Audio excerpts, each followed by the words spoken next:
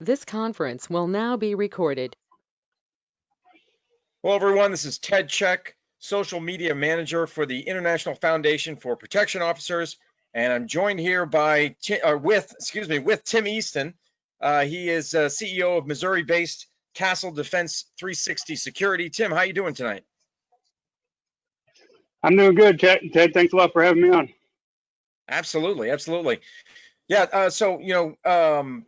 Before we get into Castle 360, I think it's necessary to introduce you to everybody out there. And so I thought maybe we could get a little bit into your background. You had a career in the United States military, so maybe you could tell us a little bit about that. Sure thing. Well, I spent some time in the reserves when I was a teenager and decided to go active duty, and actually ended up spending 15 years. I kept re-enlisting indefinitely until I had to medically retire. I was a combat engineer. We specialize in, well, pretty much everything but computer stuff. Um, but I fully enjoyed my time in the military. I deployed to Bosnia and Kosovo, 3 trips to Iraq, and 1 to Afghanistan, and I've held many jobs to include anti-terrorism level 2 officer. And throughout my time in Afghanistan, 2010, I basically flew around the Pakistani border conducting vulnerability and anti-terrorism assessments, as well as training Afghan soldiers. In Iraq, I trained a lot of Afghani soldiers and pretty much built 2 Afghani Army companies, a combat engineer company and a bomb disposal company. So I've held a wide variety of different jobs in the military, and I loved it, and I miss it, but I'm using those skills and the experience that I had there to help other people. Well, great, Tim. That was you kind of read my mind there, because my next question was going to be what jobs and what did you specialize in the military, and I think you answered that one. And you Yeah. yeah, it sounds like you successfully made that transition, because I know a lot of people struggle with that, the transition from military to civilian life. How were you able to Yeah. do that? My last 2 years in the military, I was actually an instructor here at Fort Leonard Wood, training engineer officers. Well, basically how to survive and lead in combat, and that helped me hone my teaching skills. I mean, been teaching soldiers basically since 2001, but there's a difference between doing what I did in the military and transitioning it and catering to, being in a civilian life. And I had to learn a lot the last few years that I've been out. But being an instructor is so very rewarding when you see the progress that people make throughout a class. And one of the most rewarding things is at the end of the day, when you're out in the parking lot and everybody's getting ready to leave, you hear them talking about specific things that they learned. And that makes me leave with a smile on my face every time. Oh, that's great. That's great. So yeah, you were, if I understand it right, you were an instructor in the military, and now you still are. So there's that continuity there. You're Yeah. I mean, obviously there's things you've had to Yep. change, but you're still an instructor. So that's And fantastic.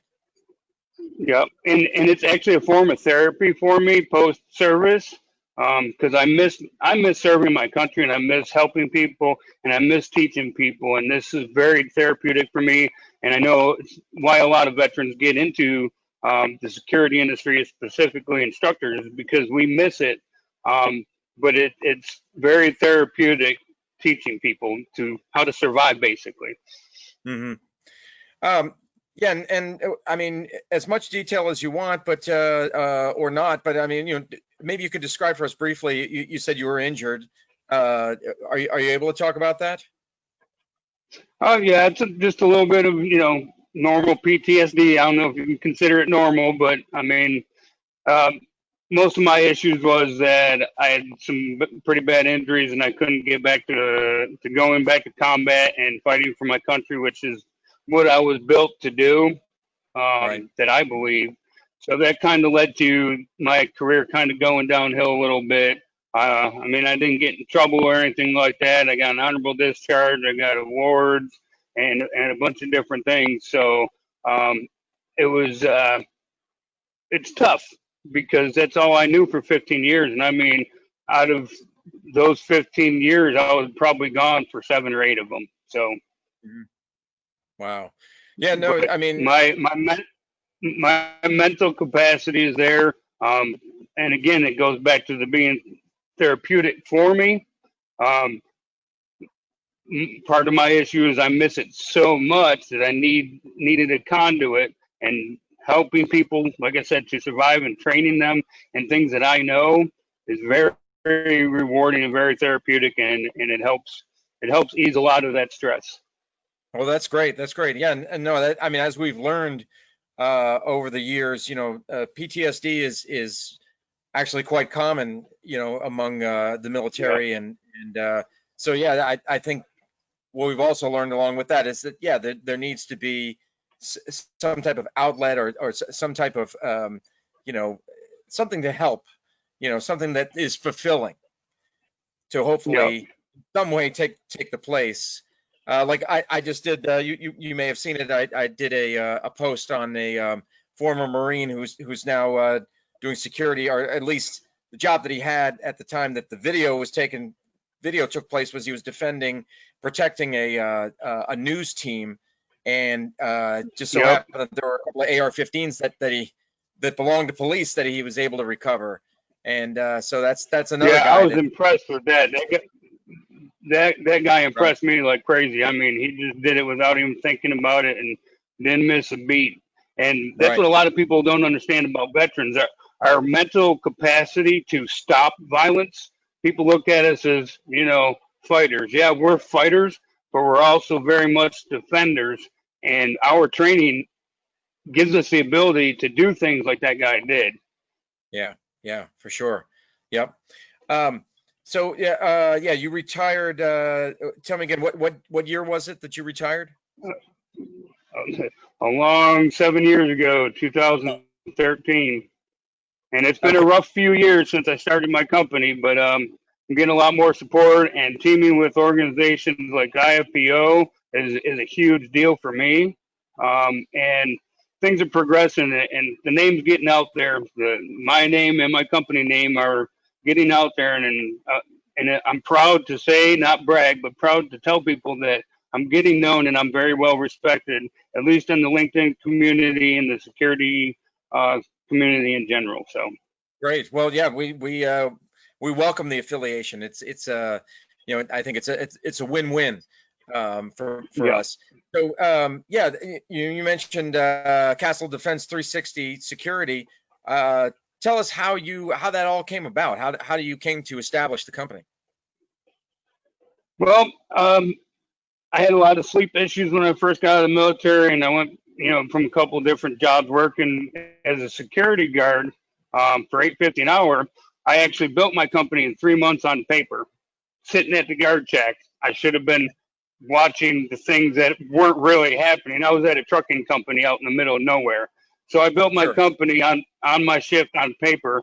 And at 1, 2 o'clock in the morning when I got home, I'd be up till 6 o'clock in the morning, busting out things that I had on paper. And I've talked to different business development people, and they're like, "How long did it take you to build your company?" I said, "3 months," and they were like blown away. I'm like, "Well, if you're passionate about something, you truly believe in it, and you're intelligent enough, it's really not that hard. You put in the work." They said, "Well, it usually takes people a year to get to where you're at." I have a pretty good sense of bit for business, and I envision the things that I produce as I produce them, and it helps me bring out a better quality product. And the castle defense part, well, combat engineers, our symbol is a castle, and it is the epitome of basically an indestructible um, structure. And I happen to like castles. I always have. So I was like, oh yeah, why not? Um, and the defense, obviously, we want to defend and protect people. Well, the 360 comes from the basic fundamentals or principles of security, 3 layers of security. So we want, and we want to be able to bring a level of protection, education, and training to those that don't generally get it. I'm talking small and medium-sized businesses. the general public and community organizations that seem to be disregarded because they don't seem to be considered as much of a target, and that couldn't be farther from the truth. So the business model was based on that to begin with. So, but over the last few years, I wasn't making any money. I took loss after loss. You know, I was using my disability from the military to fund the business.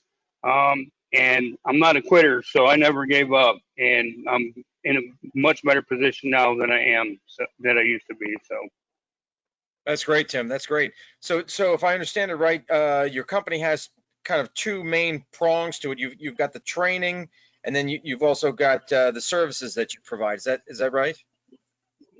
yeah, we do a lot of protective services. We do vulnerability assessments. We work with anti-terrorism groups, and we work in anti-terrorism. We study it. We provide content. I've written a lot of articles on LinkedIn about training, about protective services, and a lot of people, to include companies, they think alarms and cameras are enough, and that is not even close to enough. It's a good start, but when you're talking a true effective security posture, you're talking policies, procedures, training, perimeter defense, all that stuff goes into play. A lot of people confuse it with and focus so much on cybersecurity, they forget the basics. And that's what we try to impress on people is, you know, get a vulnerability assessment. I have done so many of them, and I've done anti-terrorism work while I was getting shot at in Afghanistan. So I tell people, if I can do it while I'm getting shot at in a war zone, I think I can do it for your business. I would say so. Same thing. Same thing with training. I said, you know, if I can train Iraqis and West Pointers, I can train anybody, and that usually gets a good chuckle out of people. Mm-hmm. Mm-hmm. Yeah. So, and you have a business partner in this, right? Don Jordan, is that right? Yeah, he's kind of a silent partner, so to speak. He's been a pretty good advisor for me over the last couple of years. We connected on LinkedIn back in 2014, I think it was, and we have become very close friends, and we feed off of each other, and we make a very good team. So he's been a great asset in trying to help me. In fact, he was primary avenue that got me connected with IFPO. So. Oh, great, fantastic. So yeah, let's talk a little bit about, or actually, let's go a little bit more in depth about the course that you have that you've developed, and you're going to roll it out in August. It's called the Certified Security Operations Specialist course, and you're doing this in conjunction with the IFPO. Right? Am I right about this? Yes. So yeah, let us all know about that. That is correct. It took me a little while to build and I build all my classes myself. And when I first built this course, it was for church security teams because a lot of people see them as, oh, they're just a bunch of volunteers with guns. That's not the case. And I wanted to bring some legitimacy to what they're doing because what they're doing is something that a lot of people will not do. And thankfully, churches are understanding the need for security and armed security. But I wanted to offer it to a wider base of people. And all of my courses that are security and law enforcement related are approved for continuing education credits for law enforcement in 8 different states now, because we just picked up Michigan as and we're now an authorized provider in Michigan. I spent time as a regular security guard. I followed the industry, and it's garbage. And a lot of people say, whoa, it's garbage. And lots of people in the industry understand it. There's a couple reasons it's garbage. When the basic requirements are don't do drugs, have a phone, have a ride, and you can get this job, it's unacceptable. That's why a lot of guards are getting injured because they're not trained properly. There's a lot of guards that are sloppy, and they're there just for a paycheck, and they openly admit it. The pay rate for security is garbage, and I blame that on the bigger companies because they want the money, they want the contract so bad, they're willing to give their personnel, you know, the lowest amount possible, give them a gun and say, go protect this place. Well, who's the first one to blame if something happens? It's the security guard. And I wanted to give them advanced levels of training on topics that just don't exist in security guard training. Um, I wanted them to feel that they have more value, and I want the big companies to understand that they are not just a number. They are people with lives and families and bills to pay, and they are the front line as soon as For something sure. happens. Right. We've So seen I it, want them to go ahead, Tim. go ahead. I was just going to say that I believe that the count is up to at least 150 security officers who have lost their lives during this coronavirus pandemic. Just in the United States alone, I think it's up above 150, if I'm not mistaken. I mean, yeah. So they are clearly, you know, I've gone back and forth with people on the debate of whether security officers are considered first responders, and you know, maybe not in any type of definition that you can find, but I would say definitely they are. Unequivocally they are, because they Oh respond. yeah, and I'm a, and I'm a member of a few different security guard or security officer Facebook groups, and there's some security officers and guards out there that say, no, we're not first responders, and I tell them I have to disagree.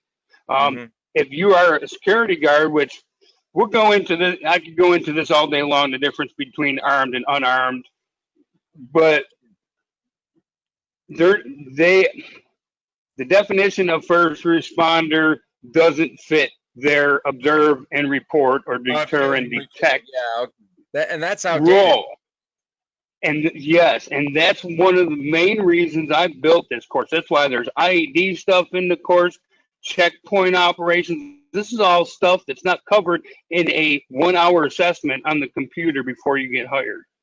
And I wanted to improve the security officer discipline because they deserve it. And I have it set up so it's approved for law enforcement because there's a lot of law enforcement that I've seen admit that they really know nothing about true security. Some of them do because they've done it before and then they went to be cops. But I've seen some say I got into the private sector as a security, trying to get a security chief security officer position. Found out I didn't know anything. I respect those guys because it's hard to admit something like that. And this is perfect for transitioning law enforcement that uh, unequivocally nobody's going to blame them for wanting to change careers right now. Um, but they get, while they're in active service, they get 24 credit hours for 24 hours of training. Hmm. And I understand the value of credits for them. So that's why I got all these courses approved through Post so that they can get some additional value from it. Because lots of people want to know they're going to get more than a certificate out of the training. To me, it's about the knowledge that you gain, but I understand where they're coming from. So I built this course from I study people and I study things, and I'm very good at observing, finding out what is wrong because I'm a solutions person. I like solutions, I like answers. Because if you allow a problem to continue, it only gets worse and it gets harder to solve. So I put my whole heart and knowledge and experience into building this course. So that's basically the story behind that. I want people to feel good about it, and it's also perfect for people that want to get into the security guard industry. Somebody from out of high school can take this course and be, and if they're in a pool of 10 candidates, they're likely to get picked because they have IED training, they have active shooter training, they have checkpoint operations training, and everything else that goes into the course. So it's about value and quality. Yeah, you know, Tim, you made a good point about law enforcement officers. Not all of them have knowledge of security. And I was in another interview. I was talking with a guy named Matt Parker, who who runs an executive protection company, and he was saying that as well, that you know, your average police officer doesn't know how to do close protection, and probably a lot of these other things that you're talking about. And the other thing I wanted to say was, it just kind of dawned on me, you know, this course right here that you have is a hands-on physical course. The IFPO, you know, promotes coursework. In other words, it's you get your textbook and you study. And so I think together that is a great combination for someone, you know, who wants to break into the industry. They have a certificate that says that they've done the coursework, they can study, they have the mind to study, and then they can also get the physical work from you. So I think that's just an awesome combination right there.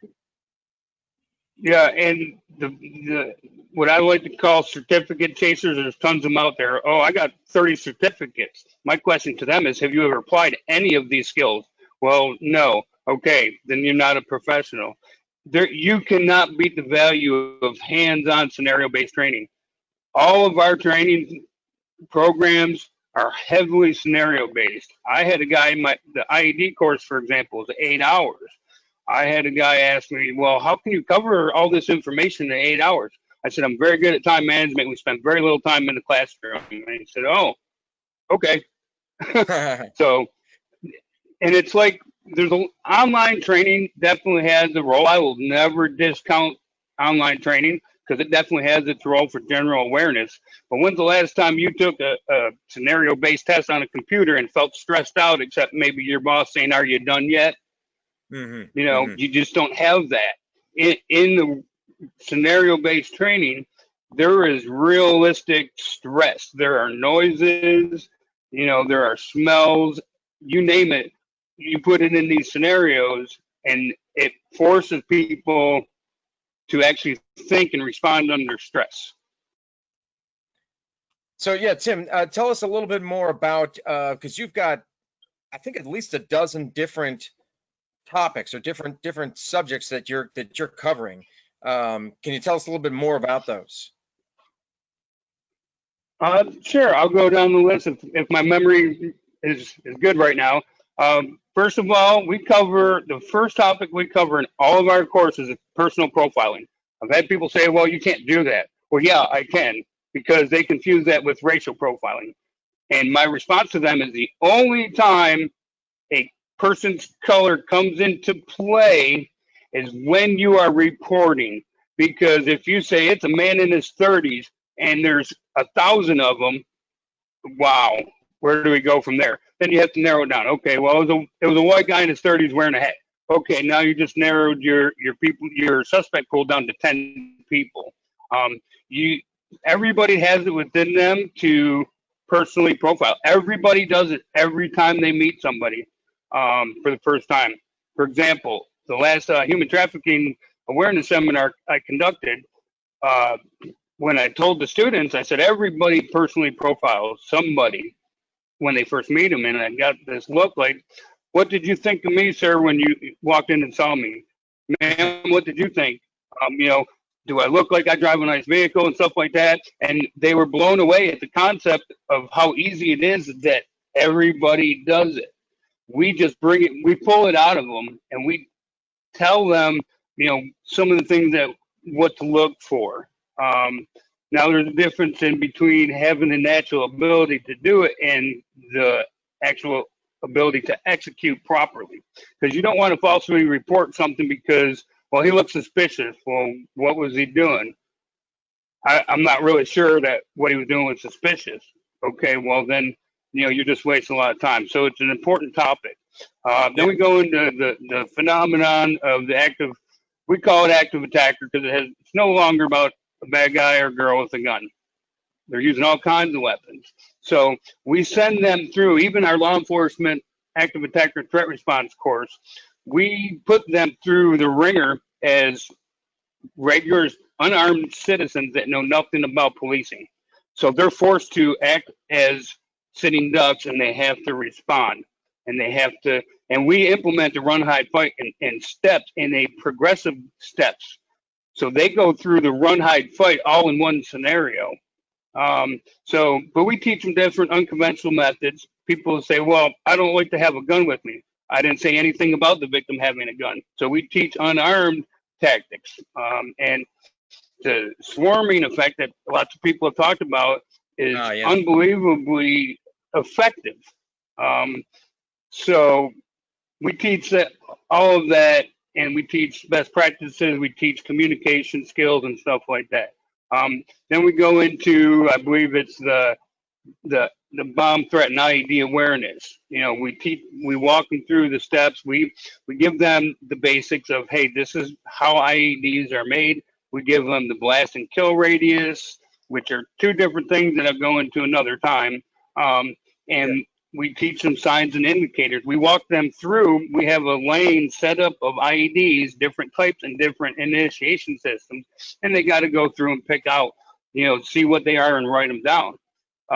And we don't put them through the actual explosions like we do in a law enforcement course, but we give them a general awareness. We give them bomb threat reporting, how to report it, and we give them the forms.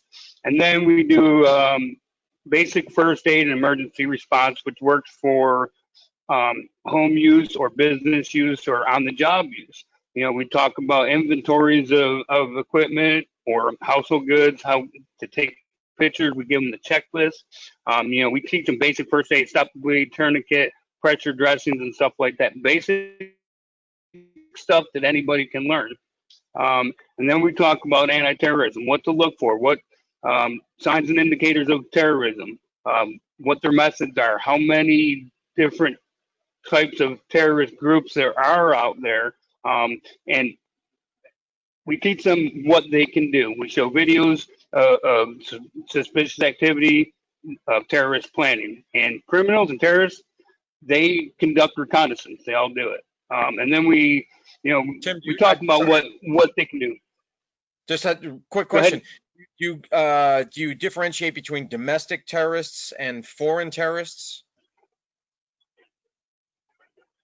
To a certain extent, we generalize terrorists, but we also break down, why international terrorists do what they do, why domestic terrorists do what they do, why lone wolves do what they do. But yes, we break it down so that they understand the difference between the two. An end goal for terrorists, just like active shooters, is two things: power and recognition, which is what these people are doing now. And we're giving them all kinds of power and attention, and we need to take it from them. But we do let them know the difference between them. Okay, the reconnaissance and the planning they do are very similar. So that's a basic fundamental thing that we talk on. So and we cover, I think the last topic we cover is we call it executive protection light. It's basic executive protection formations, communications, team building, and stuff like that. And we teach, how to get a pastor out of a church if there's a threat, and a wide variety of things. But it's we're not trying to turn them into executive protection experts. We just want them to get off the X, get their principal off the X, and get out of Dodge, and the best way to do it. And you said it was Matthew Parker you talked to? Yeah. He and when Matthew he does it, yeah. of course, far longer than that. Yeah. Yeah. That guy is he is definitely one of the top in the industry. That if he came and saw my stuff, he'd be like, that's not too bad. I would hope. So he's well respected in the EP industry. And that's not what we're trying to teach. We leave that stuff to those types of guys that have built a career doing that. So we're just trying to give the students versatility and more advanced knowledge. And when they go through this class, they're going to realize that, holy cow, I didn't know half of this stuff. So, but then at the end of the course, we do an end of course mission where we don't give any instruction. We give them, this is the scenario. You have 2 hours to accomplish this mission. Everything they learned over the 2 Oh, wow. days, 2 3/4 days. Yeah, they do it in one mission. We'll guide them along, we'll answer questions, but they're kind of going to be on their own, and that's great for a lot of people. It's an adrenaline rush. And then at the end of that, they got to try to settle down and take the 25 question multiple choice test. Man, you really do put them through the ringer. So I do, man. And you know, we live in a what we call a ever evolving threat environment, and it is my duty, I feel, and my obligation to evolve ahead of the threat. That's why this course is taken over 2 years to actually take hold, because people are like, well, why do we need this? You know, but once they realize what it's all about, because you can read all day long what something's about, but until you're put in the situation and say, holy cow, this guy knows his stuff and I'm stressed out, hey, I feel good. So that's the end goal. Well, that's great. So, Tim, this takes place in late August. Am I right? Thursday, August 27th, Yes. beginning at 8:30 in the morning, to Saturday, August 29th at 6 p.m. Yep. And I And believe there's the extra half hour for like questions, and so they can help clean up, because I'm not doing it all on my own. no, that's that. I'm sure that you'll have lots of takers on that. Or everybody joins it. That's the Yep. final Teamwork, task. team building. Right. Yep. So, and you now have. I know there was when we first announced this course, there's some question as to where it would be located. We knew Florida, but now we know it's at the Force Center in Immokalee, Florida. Yes. Okay. Yep. So the Force Center, And it's actually run. It's actually run by, I believe he's former Israeli military, really great guy. They actually have lodging, and if people are interested that sign up for the class, they have an entire massive facility that has whatever you would need to train a class like this, they have it and then some. Oh wow, that's fantastic. So it's the perfect venue for what you're doing. Yes. And Tim, and I think we touched on this, but tell us who are you targeting with this course? Is it you've got people who maybe want to break into the security industry, novices, but also other folks. Tell me who it's good for. Well, the beauty of this course is that while it teaches advanced stuff, it is how do I put this? It's user friendly. I can take a kid out of high school and teach him this stuff, or her. Um, I can take somebody that's in criminal justice or whatever in college, or at there's people out there with advanced level, like the same level that I'm at, that are Mhm. interested in this course because of the content. So it's good for anybody. School resource officers is great for them. Public safety, law enforcement, firefighters, EMS, people coming out of high school, people just getting into college, people that want to break into the industry. Because primarily for the people that want to get into the industry, most of them end up getting a bad taste in their mouth for the industry, because they go through this 1 hour, 2 hour training with their employer or whatever, and then they get on site and it's nothing like what the computer test was. So it's very key for them, but it's open to anyone but criminals and terrorists. All right. Well, great. Although they would be great role players, but yeah, and Sure. it was by design, because I wanted to make sure that if there's somebody's trying to break into the industry, that they come in with the knowledge that most in the industry don't have, from an instructor that has passion and wants them to learn. Because I don't go by time. Say the first day is 8 hours. If we're there for 10 hours because people are asking questions, guess what? I'm already there. So why not sit there and answer the other questions? So Mhm. to me, it's a 24-hour course, 3 days. But if we spend an entire day because the whole class wants to do more scenarios, guess what? I'm going to spend an extra day and do more scenarios for these students. Oh, that's great. That's great, Tim. Great to hear. So what is the best way for someone who's interested? How can they find out more information and sign up? Well, they can go on to LinkedIn, my LinkedIn company page, or my personal page, my Facebook company page. The class that I've actually paid to boost the class throughout the whole state of Florida, and I put like 15 different topic areas. But they can search on Eventbrite, but the every registration link goes to the Eventbrite registration so that I can track Okay, it. so that's the landing page for all of them. Yep.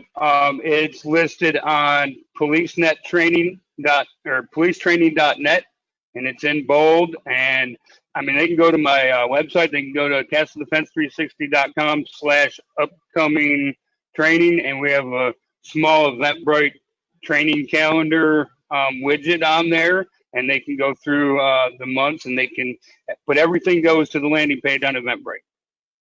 Got it. And we'll make sure to include that. They can I'll also make sure. What's that, Tim? Yeah, and it's also on the IFPO website. I mean, it's not hard to find. I promise you that. And what's the And what's there the are capacity? up 30 students. I won't turn students down, but right now there's up to 30.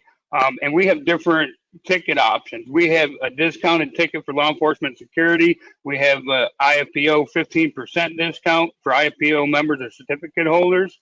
And we're actually offering, and we have interest from one person so far, I plan to certify 5 instructors at the end of the class while we're there. Oh, that's right. I meant to ask you So about they that. can Yeah, either, yeah, and they'll have the option to become independent instructors and teach it on their own and represent Castle Defense 360, or they can just come on board and be hired as a Castle Defense 360 instructor. But this is only for CPOI certified, right, certified instructors. Officer instructor. So they already have to have Yes. that through the IFPO. Got it. Yes, and we're doing this as basically off of experience and the certifications that they already hold. Now, I'm going to build an actual instructor course for this, and it's 7 days, and it's more money. But I think in order to get this course out there, to make Castle Defense some money, make IFPO some money, make these instructors some extra money, I can certify them based off of their experience and knowledge that they already have. So that CPOI is mandatory. It's an extra $225 at the door if you want to be do the instructor. But that's about it. But there's different, 3 different ticket options for like church security, has a discounted ticket. So I'm trying to make it as affordable as I can, because the trip from Missouri to Florida is going to be, not cheap. So the more students, in order to keep my prices low, I try to get my student count higher. Like if I have to go to Africa, well, I'm probably going to need 50 students unless I have a company that's willing to sponsor my trip. Mm-hmm. But the price will remain the same. And my goal is to be consistent and very transparent in everything I do. So I try to offer discounts, for veterans, police, IFPO certificate holders or members. And that was one of the benefits that I was offering to IFPO is a constant 15% discount every time Castle Defense and IFPO co-host and promote a class. Well, that's great. That's great, Tim. So this is the Certified Security Operations Specialist. That's the name of the course.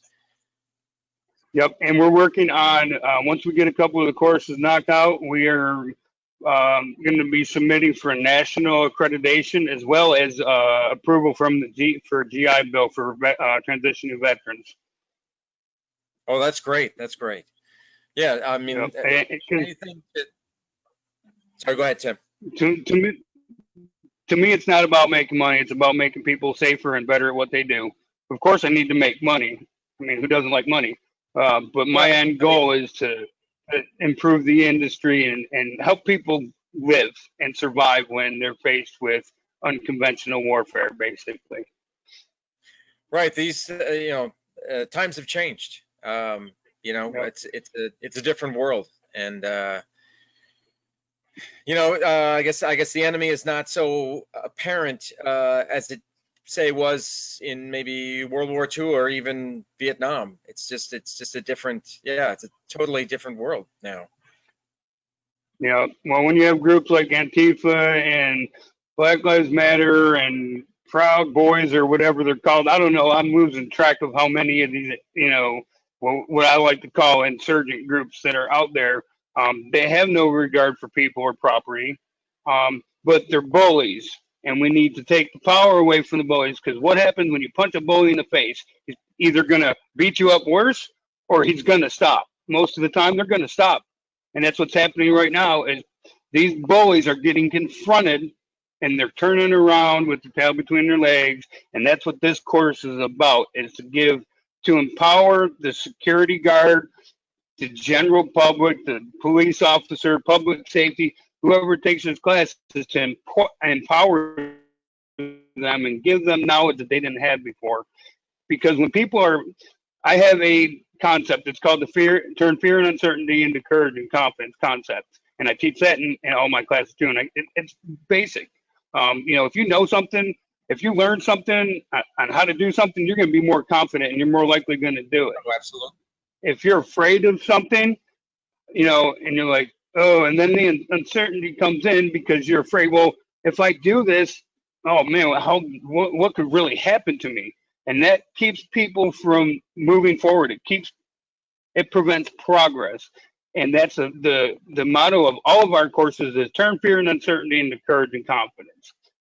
And once you have that courage from training and education, and you have the confidence from training and education, you're going to be much more effective to everyone around you. Absolutely. Yeah, it kind of reminds me of the old scenario. You're in the airplane, and the masks drop down. You have to help yourself first. If you have to help yourself before you can help somebody else, and also you have to be operating at your optimum level in order to help others. To the best of your abilities. You have to be operating at that top level, and that comes with knowledge Well, and practice. yeah, and I'm against the putting the mask on myself first, because if I got my kid with me there, I've lived a good life. I'd rather my kid live and me suffocate, even though that would suck really bad. I'm going to make sure the person next to me, and there's instructors, like a lot of pistol instructors that I have met, and we talk about defending people in an active shooter incident. They're like, no, this is about your survival. And no, it is not about my survival. That's my mindset. That's my mentality. That's my passion. And that's my heart. I will protect the guy next to me before I worry about myself, because I have that training. My chance of survival is a lot better than the guy next to me because I have that training and I have that knowledge. Um, and real quick point, there is a video out there that I show at an Apple store in 2015 New York. One guy with an AR-15, an Apple store full of at least 50 people. This guy comes walking down the hallway shooting. All 50 people went back to the back of the store where there was no exit. Guess what that leads to? Shooting fish in a barrel. Right. Now, it upsets me because it's one guy. Now, yes, somebody has a 90% chance of getting hurt, maybe even killed. And that sucks. Nobody wants that. But if you take three people to take down one guy, one person gets shot, killed, or hurt, guess what? You just saved 49 other people Right. from getting massacred. And that's what it's about. It's about empowering people and telling them. And I shared a video on LinkedIn that I made back in 2017 about do something. And I hope people, and I know a lot of people have checked it out down there, and I hope other people do too. I don't try to know everything, but I am very honest and I'm blunt. And a lot of people don't like the fact that I'm blunt. But you're cowards if you're not doing something. Now, not everybody has it in them. It just, the fight or flight is human nature, and it's self-preservation. Not a lot of Right. people have it in them. to do that. And I don't shame them. I don't say, well, you're not a good person because you're not helping in the fight. People, not everybody can do it. I'm trying to encourage the people that to find that ability within themselves to actually act, because inaction is so much worse than actually doing something. Some great words right there, Tim. So it's about prevention and proactiveness. I preach proactiveness all the time, because what's the best way to prevent something from happening? Well, take measures to keep it from happening. You know, you'll have to send me a link to that video. I'd like to see it. And Okay. you know, with your permission, maybe we can put it on our IFPO YouTube channel and get it out there to Sure even more thing. people. Yep, and Sounds I good, have a Tim. video on criminal and terrorist reconnaissance, checkpoint operations, the fear and uncertainty. I got all kinds of different ones. I'll send you and let's take a look at them. But that one it's called "Let's Have a Talk" or "Let's Have a One-Sided Discussion," because I was fed up at these shooters and attackers getting what they wanted because people were afraid to act. So it's about empowerment. Absolutely. Well, Tim, thank you so much. It's been a great conversation with you. And for everybody there who's you know, if you're interested in security, maybe you've already got some experience in security, or you're looking to make the transition from law enforcement to security or military to security, make sure to check out the Certified Security Operations Specialist course. I'll make sure to put the link when I put this on YouTube. I'm going to put the link below in the description. So everybody can get there Okay. and get more information and you know, hopefully they'll see you in Florida in late August. Yeah, that'll be great. It'll be hot, but you know. Well, that just adds to it. You know, that's just another factor that you know, another thing on top of everything else. You know, another stressor. Well, what we call in the military embracing the suck. Ah, there you go. That's right. I've heard that. Yeah. Okay. Well, thank you so much, And Tim. I tell you, you get through this course in all that heat, you're gonna be good. Thank you again, Tim. I appreciate it, and we'll talk to you soon. All right. Thanks.